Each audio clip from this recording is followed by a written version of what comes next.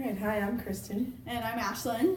Our target population is athletes. This includes anybody who partakes in an athletic activity. Ashlyn, what challenges do these people face?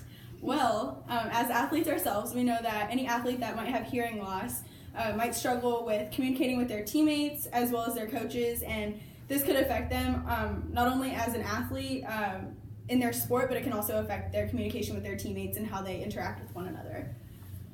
Athletes need to communicate in different ways, such as sending and receiving messages, nonverbal and verbal communication, and most sports are centered on hearing, so whether it's a referee's whistle or the gunshot to start a race, there's sound everywhere that athletes need to be able to hear in order to play. Should I talk about my device now? Yeah. Okay. So the device I chose is Huggy Aids, and basically these are not only just for athletes, but for mostly children. The company grew out of a very simple behind the ear hearing aid, and basically it is fastened with a string over the ear, and they're very flexible, so they're durable while kids play and are active, and parents just have to make sure that while the child continues to grow, the Huggy aid does not, so they have to make sure that they fit on properly in order to avoid distortion of the ear.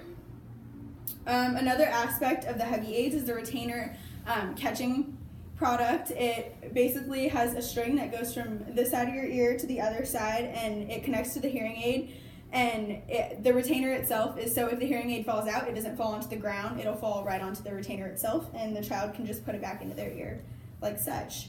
And another option for kids who do play sports and are very active all the time is the headband. So again, same concept as the retainer. Instead of behind the neck, it goes all the way around the head from the forehead to the back of the skull, and the retainer will catch the hearing aid there as well. My device is the in the canal hearing aid. It's a little hearing aid that gets placed right into the ear, so it's if a child is self-conscious, it's very easy to cover up with like a sweatband. Some benefits are that it's waterproof, so it can be brought into the pool when you're sweating. That's not a problem. Bad weather. It doesn't move when you're playing a contact sport, so that's also a benefit for all sports. And a hearing aid, it is completely in the ear, so it's not going to fall out when you're running, or you're not going to have any problems with it getting knocked off if you're playing basketball and somebody knocks you in the head. It's completely in the ear, and it works for all different sports. In conclusion, there's a lot of different ways that children with hearing loss, not only just children with hearing loss, but any athletes with hearing loss can work with